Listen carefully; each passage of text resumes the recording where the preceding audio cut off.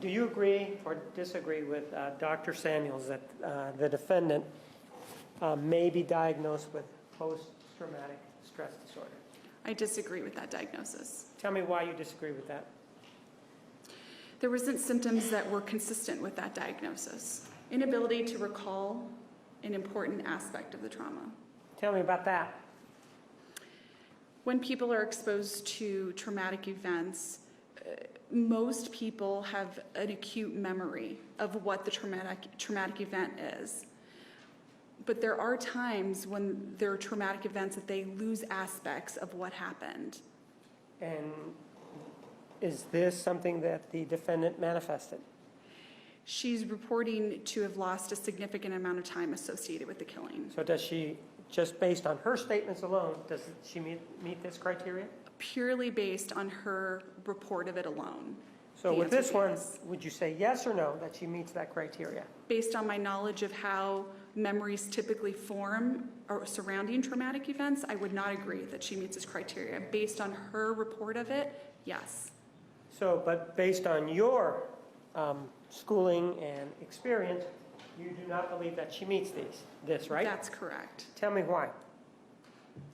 Well, related to traumatic memories specifically, as I highlighted earlier, when people experience a traumatic event, it's not like our day-to-day events that we have. It's hard to remember what we ate for breakfast a week ago or what we wore. That's different with traumatic events. When they occur, they tend to stand out in our mind more, which is part of why we see the development of some disorders that we see.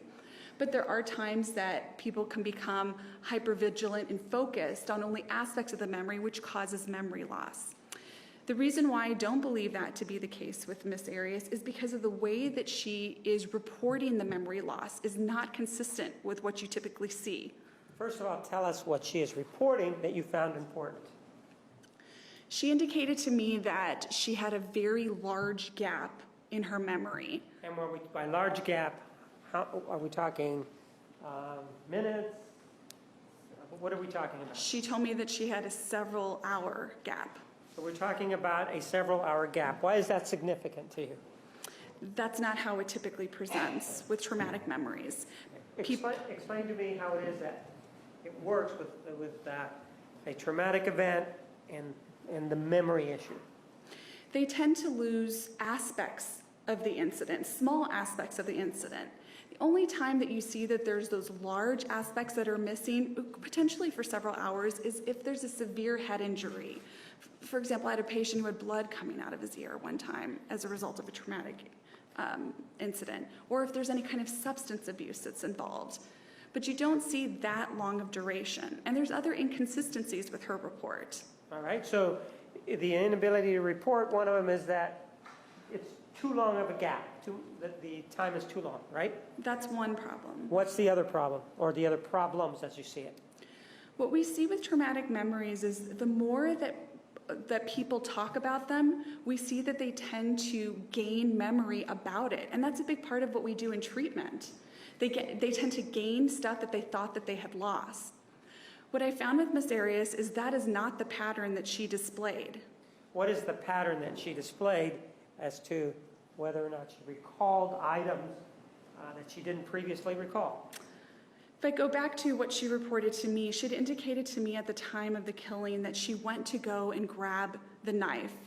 And then her memory from there was almost completely absent, with the exception of the potential memory that she might have put the knife in the dishwasher. Aside from that, it was completely absent until the point that she hit the Hoover Dam.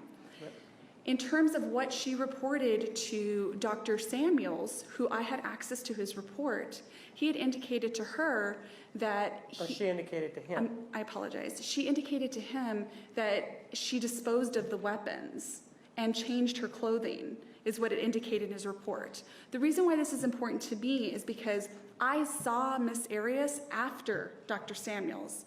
If you remember the way I just described it, when we see true memory loss, the more that people talk about it, and Ms. Arias has talked about it quite a bit in interviews and with different evaluators, you see an increase of memories. Even if it's just a little bit of an increase of memories, usually it's significant.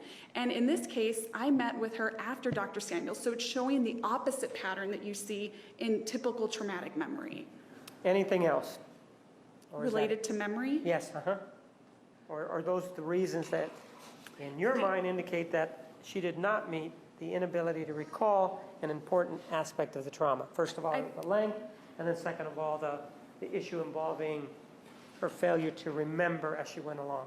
I would say that there's another aspect. And what is that? What Ms. Arias reported to me was that when she reached the Hoover Dam, she looked down at her hands and saw a little bit of blood. And I asked for clarification of that. Was there blood all over? Was there just a little bit of blood? She said there was a little blood on my hand. She said, I knew this meant that I killed him. And I asked her, how do you know that that meant you killed him if you have no memory? She said, I knew I did. So that to me, that's impossible. It's illogical. Why is that impossible? It's illogical because if all of a sudden a person had blood on their hands and had no memory of the events that just happened, you wouldn't think I just killed someone. You might think I cut my finger, what happened, not I killed somebody.